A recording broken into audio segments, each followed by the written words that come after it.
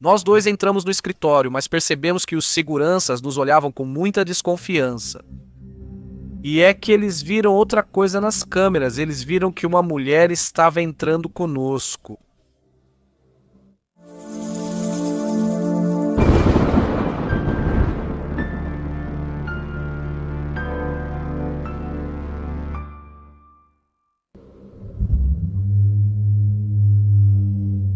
Muito boa noite, comunidade. É um enorme prazer poder recebê-los por aqui novamente e que mais uma vez nos permitam entrar em seus dispositivos para trazer uma seleção de histórias paranormais, que vão nos assustar, que também vão nos deixar alguma lição e que, acima de tudo, vão ficar conosco por muito tempo depois que este episódio terminar. Das nossas casas ao trabalho, às ruas onde crescemos, hoje nos espera uma longa viagem no espaço e no tempo. Mas o bom é que vamos fazer isso todos juntos, como parte da mesma coisa, como parte de algo da comunidade. Então apague a luz, se puder, e deixe-se levar. Você já está ouvindo relatos da noite.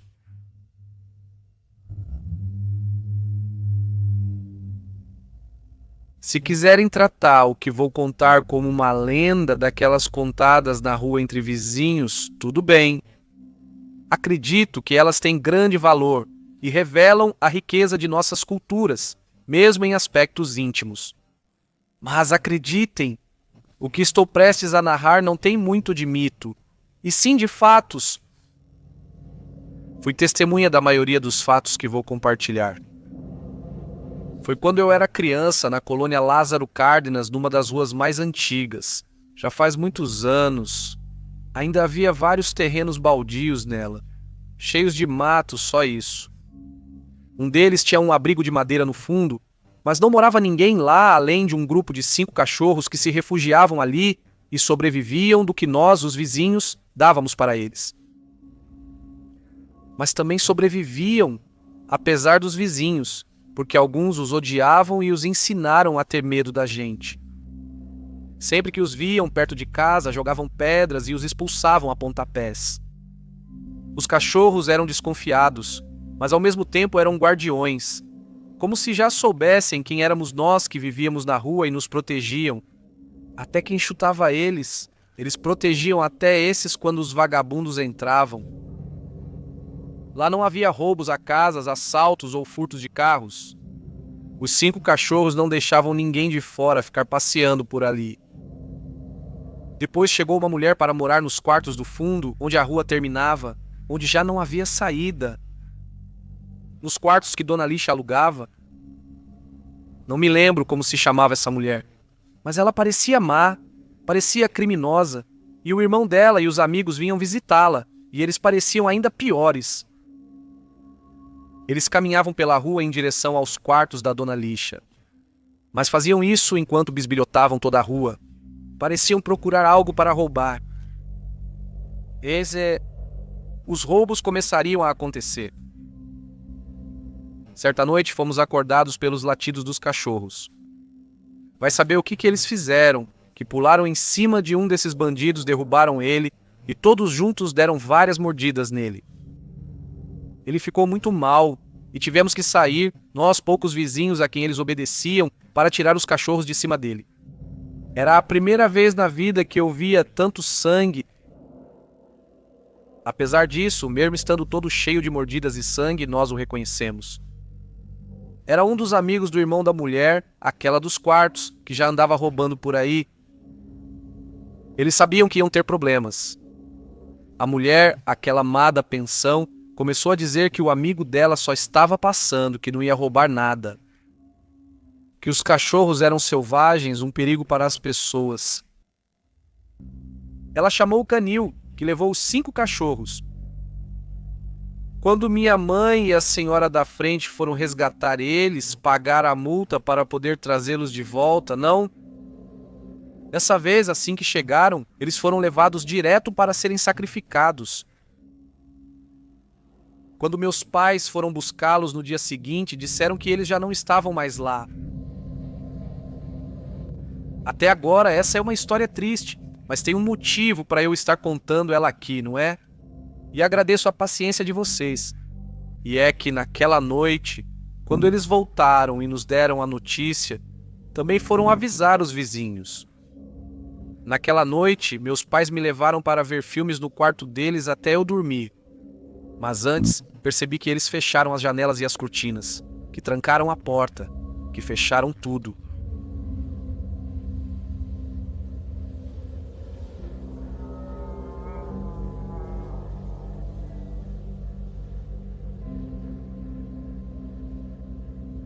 Fui acordado à noite por um grito distante na rua. Lembro que a primeira coisa que pensei foi a chorona, mas minha mãe riu e disse para eu voltar a dormir. Perguntei o que era aquilo e ela só repetiu para eu dormir. Ela insistia que eu teria que acordar cedo.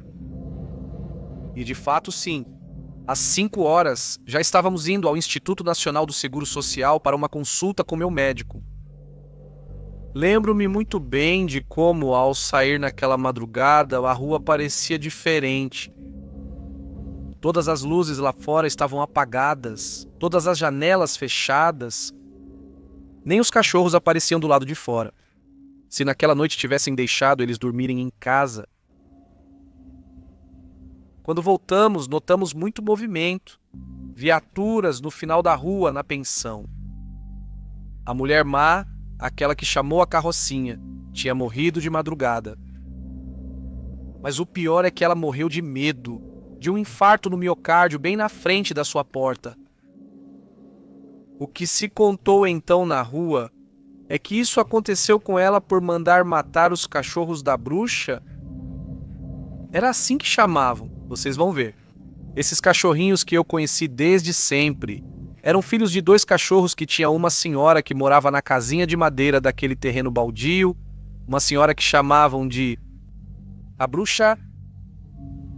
Antes de morrer, ela pediu aos vizinhos que ninguém mexesse nos cachorros, que não precisavam cuidar deles se não quisessem, mas que ninguém fosse mexer neles porque ela ia voltar. Desses 5 cachorrinhos que morreram, 2 eram filhos, os que tinham sobrado da última ninhada que tiveram os originais. Os outros 3 eram cachorros de rua que encontraram abrigo ali e viraram parte da matilha. Dizem que antes houve outro incidente com um cachorrinho.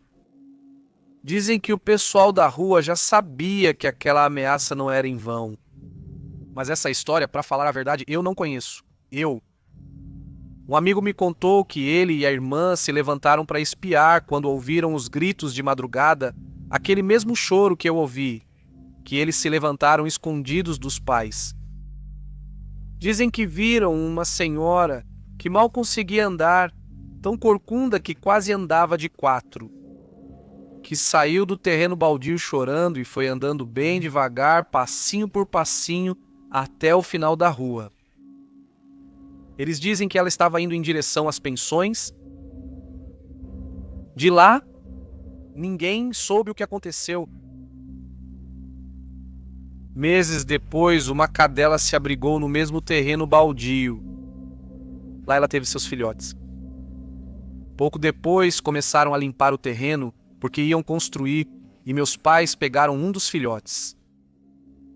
Entre os vizinhos ficaram com os outros, como um último favor à bruxa.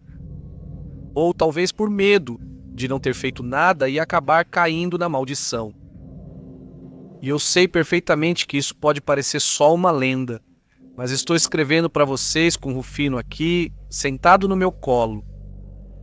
O neto do cachorro com quem meus pais ficaram, da última geração de cachorros que se refugiou ali, naquele terreno baldio. Ainda às vezes eu digo para ele, para dar uma bronca, que ele é o último cachorro da bruxa.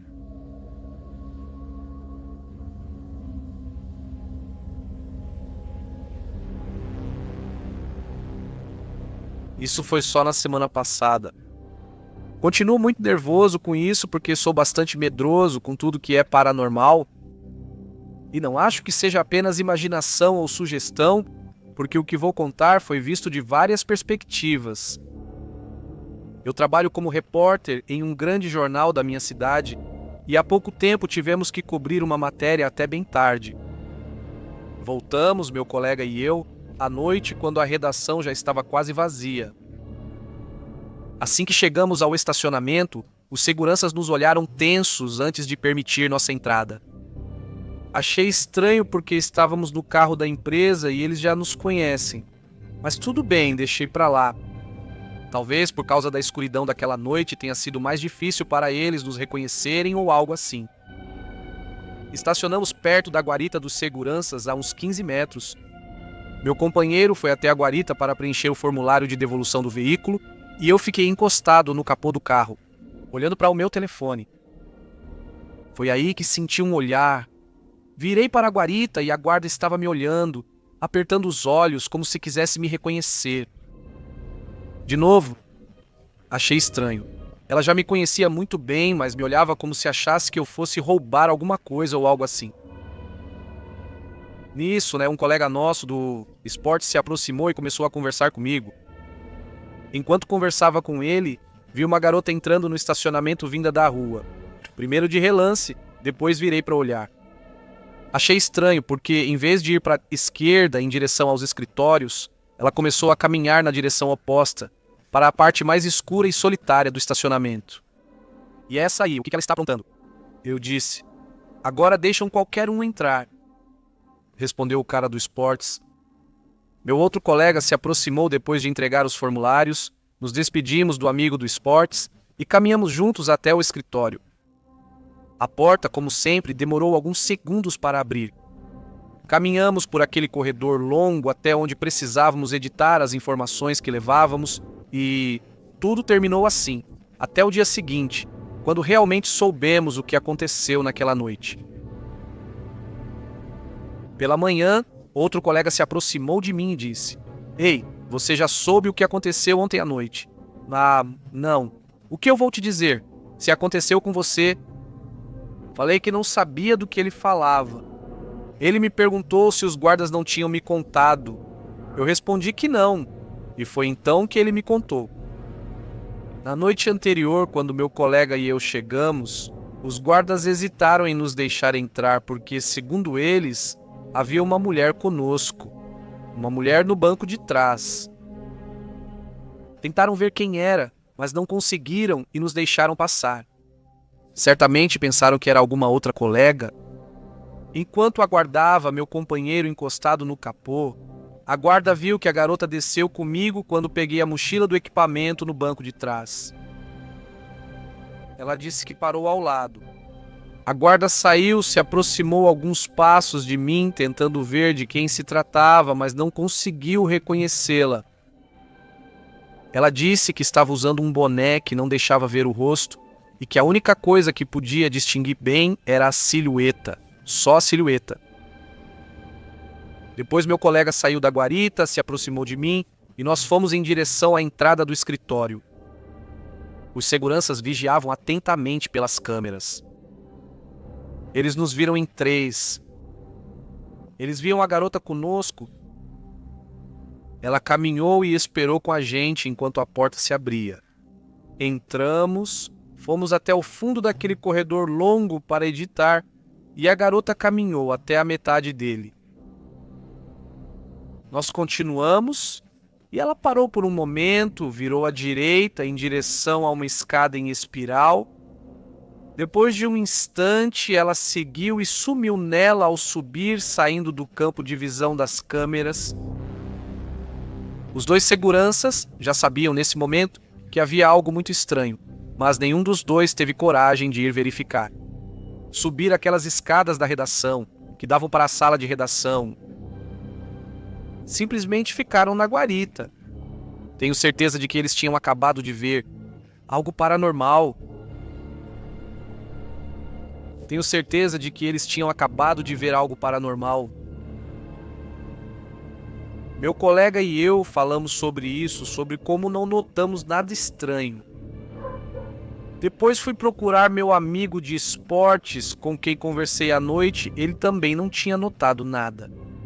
Eu disse a ele que então a única coisa estranha tinha sido aquela garota esquisita que entrou no estacionamento e foi para o escuro. Mas ele me perguntou qual. Eu lembrei a ele, falei que eu tinha dito que aquela que estava lá e que ele tinha me respondido que agora deixavam entrar qualquer um. Mas ele me olhou como se eu fosse louco e disse que nunca falou isso. Certo de que estava errado, procurei os seguranças e pedi para ver as câmeras da minha chegada na noite anterior. E aqui vem a parte mais estranha: comunidade. O que eu vivi e o que os seguranças viram foi diferente do que se pode ver ali. Nas imagens gravadas, eu espero meu colega ao lado do carro, meu outro colega de esportes se aproxima de mim. Nunca me encostei no capô para olhar meu celular, nunca conversei atrás do carro com meu amigo de esportes, nunca mais. Ninguém entra no estacionamento. Depois, meu colega e eu caminhamos em direção à entrada do escritório e desaparecemos pelo corredor até chegarmos onde íamos editar. Não se vê mais nada, não aparece absolutamente nada de estranho. A não ser pelo fato de que tanto nós quanto os seguranças sabemos que não aconteceu o que ficou registrado ali, pelo menos não daquela forma. Minha cidade é violenta, o carro em que chegamos, o que chegamos com ela, tem que visitar cenas de crimes todos os dias. Então eu não sei. Acho que talvez em algum lugar ela tenha subido com a gente, talvez tentando se afastar do lugar onde algo ruim aconteceu com ela. Talvez sem saber que morreu. Mas entrou com a gente, subiu para a área de redação. Como eu disse, isso acabou de acontecer. Mas prometo que se algo começar a acontecer lá, eu vou escrever para vocês de novo.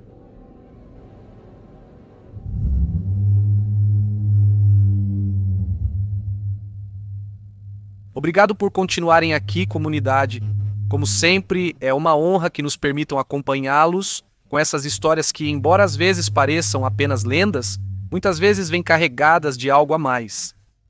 De uma realidade muito mais próxima do que imaginamos.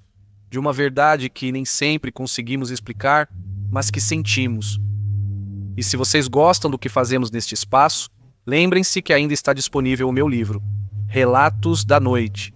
Um livro de contos de terror, de histórias de fantasmas, de viagens macabras no tempo, escritos com uma linguagem que se aproxima mais deste podcast do que de outros livros de terror.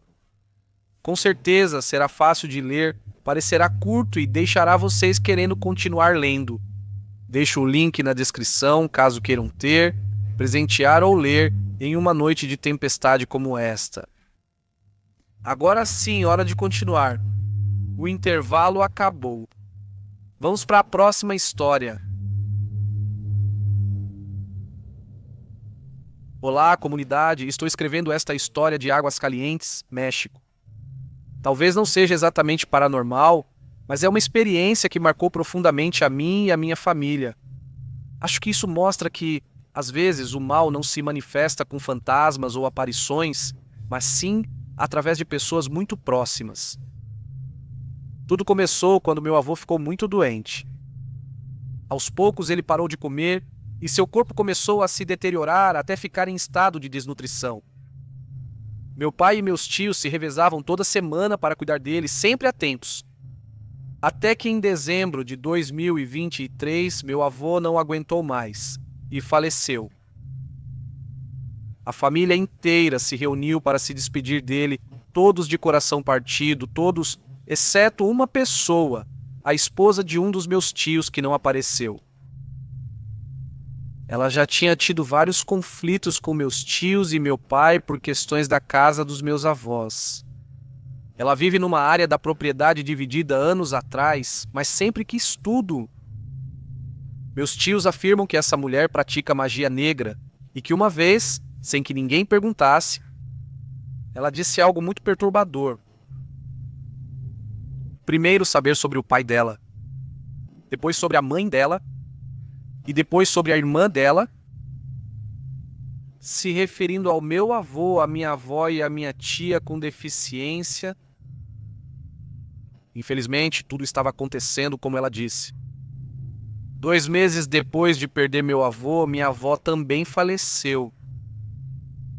O mais estranho é que ela apresentou exatamente os mesmos sintomas que ele. Parou de comer, seu corpo foi enfraquecendo pouco a pouco, como se estivesse se apagando. Ao saber da morte da minha avó, meu pai e meu irmão foram direto para a casa dela.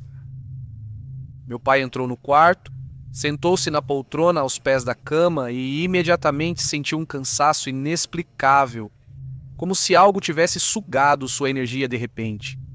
Ele pediu ao meu irmão que se sentasse ao lado dele para ver se sentia o mesmo, mas foi uma sensação apenas do meu pai. Dias depois do funeral, enquanto limpavam o quarto da minha avó, a namorada do meu primo encontrou uma bolsa estranha escondida. Continha terra preta, gravetos secos e fios vermelhos. Ela ficou tão assustada que nem tocou nela. Todos começaram a suspeitar da mesma pessoa, a esposa do meu tio, porque justamente ela e sua família tinham cuidado da minha avó nesses dias. A namorada do meu primo limpou o quarto com água, vinagre branco, água benta e sabão e jogou toda a água na rua, varrendo simbolicamente em direção à casa daquela mulher, como se fosse para devolver tudo de ruim que ela pudesse ter mandado. Mas não acabou tudo. Dias depois, minhas primas foram visitar a casa dos meus avós. Ao voltar da loja, viram essa senhora jogar um saco preto com limões secos e terra na caminhonete do pai delas. Meu tio, quando percebeu que estavam olhando, entrou rapidamente em sua casa e o medo foi inevitável. Logo depois, a caminhonete do meu tio começou a dar problemas seguidos, um após o outro, parecendo não ter solução. Além disso, ele dizia que se sentia exausto, estressado, que o dinheiro já não rendia, por mais que tentasse administrá-lo. Finalmente, meus pais decidiram procurar um senhor que lê e detecta energias ou trabalhos. Assim que meu pai entrou no quarto, o homem disse algo imediatamente para minha mãe. Esse senhor querem tirar do caminho. Não é por outra mulher, hein? É obra de alguém muito próximo. Este senhor descreveu fisicamente a pessoa. Coincidia exatamente com a esposa do meu tio. Recomendaram usar uma pulseira vermelha com medalha de São Bento e abençoar a casa, e fizemos isso sem hesitar. Mas talvez o mais doloroso tenha sido a morte da minha cachorrinha, que estava comigo desde os meus 6 anos. Um dia simplesmente a encontramos caída no quintal, com sangue na boca e ao redor dela, como se tivesse vomitado sangue. Não soubemos do que ela morreu, mas meu pai achou que talvez ela tenha ingerido alguma coisa. Algo que era para ele como se ela o tivesse protegido, como se tivesse se sacrificado por ele. Esse pensamento nos destruiu ainda mais. Felizmente, desde então, não tivemos mais confrontos nem incidentes estranhos com essa mulher. Mas o medo e a angústia que essa fase nos deixou, a dor de ver nossos entes queridos caindo um por um e a sensação de estar sendo atacado assim por alguém tão próximo, é algo que não se esquece facilmente. Infelizmente, não temos uma conclusão, mas conto isso porque espero que essa história ajude outras pessoas a ficarem alertas, a não se deixar levar pelo ceticismo e, diante de qualquer suspeita, agir e se proteger o quanto antes. Um abraço para você e para toda a comunidade Relatos da Noite, que todos estejam protegidos.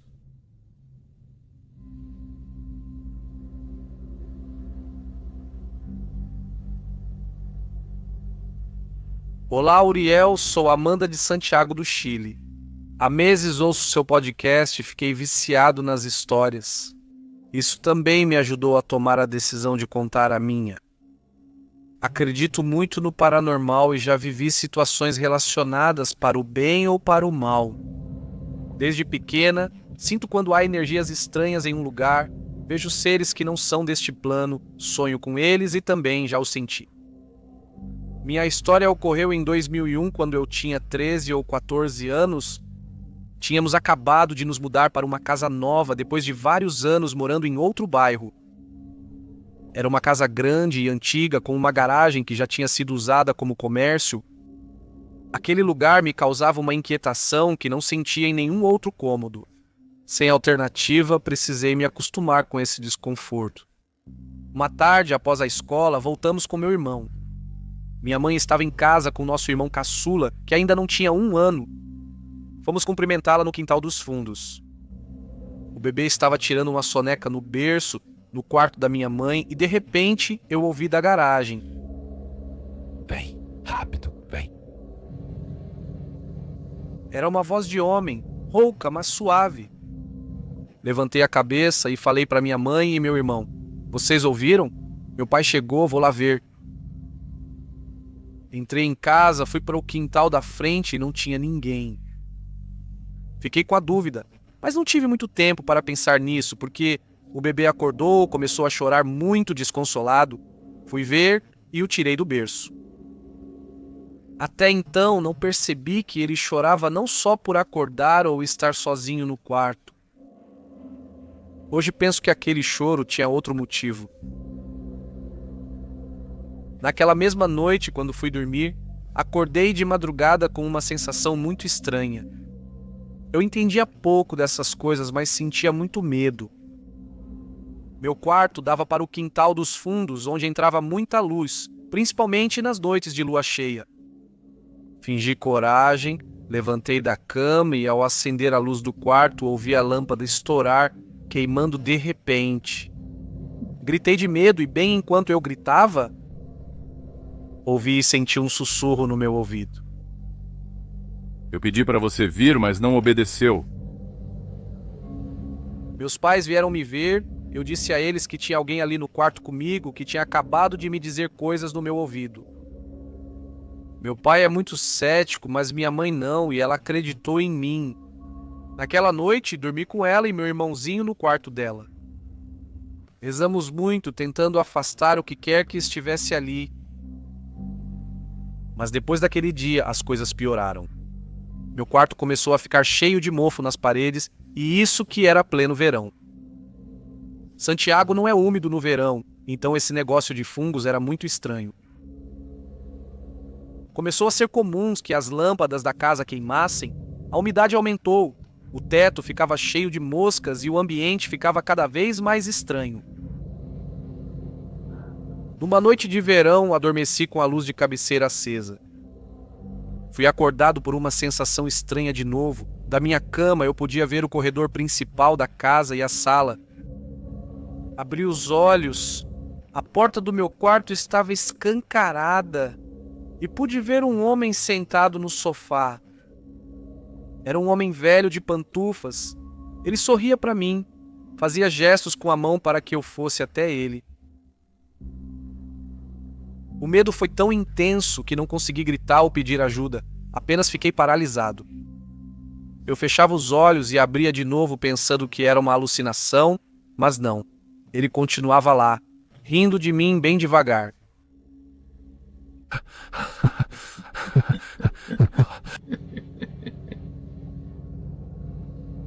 Comecei a rezar, paralisado e de olhos fechados.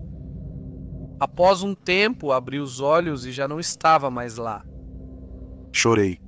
Chorei muito. Tremia de medo. Foi tanto que eu fiz xixi. Acho que essa foi a pior noite da minha vida.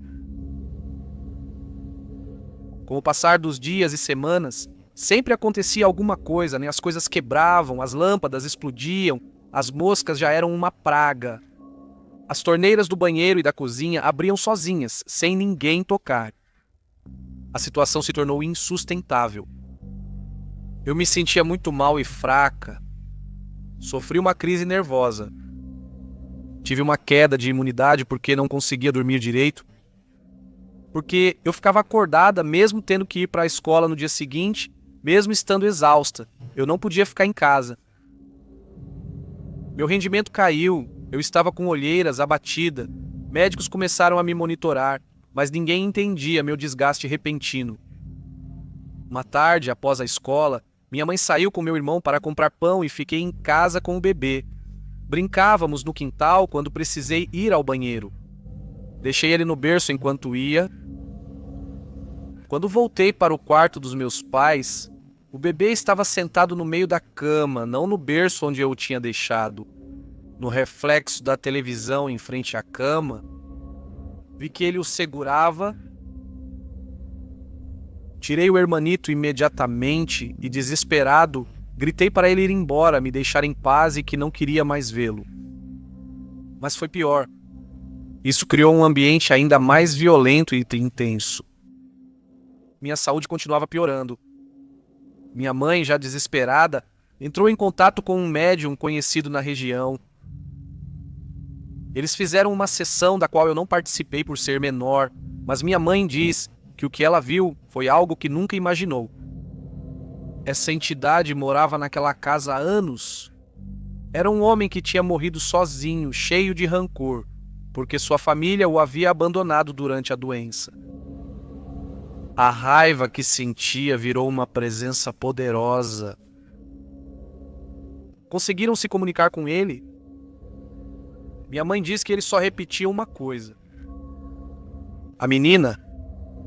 Quero a menina. Me dê-me ela. Ela é minha. Saímos daquela casa semanas depois, fizeram uma limpeza em mim e me levaram à igreja para receber a bênção e proteção do padre. Com o tempo, encontramos a dona daquela casa, que descobrimos ter sido a ex-esposa daquele homem. Contamos o que aconteceu e, triste, ela disse que ela e a filha também precisaram partir após a morte de Ricardo. Era esse o nome dele. Nunca as deixou em paz. Ele nunca foi embora. Ele nos dizia: ele ficou porque sua raiva contra nós era infinita. Ele olhou especificamente para mim, me pediu desculpas, depois pegou seu celular e me mostrou uma foto de sua filha quando era pequena. A coincidência me assustou e deixou desconfortável, e é que eu realmente me parecia muito com a filha dele. Ela acredita que esse homem pensou que eu era sua filha, que ele nunca perdoou por ter saído tão jovem daquela casa, nem por ter se suicidado. Ele foi um homem muito duro com a família em vida. Ela acredita que, depois de morrer com a dor de tê-la perdido e a culpa por ter sido tão cruel, essa emoção o manteve preso neste plano. Acho que encerramos o ciclo quando fomos ao cemitério levar flores e contar que eu não era sua filha, que lamentávamos muito o que aconteceu e que esperávamos que sua maldade terminasse, que sua dor fosse embora, que ele pudesse descansar em paz. Obrigado por ler minha história, Uriel, e um abraço de Santiago do Chile.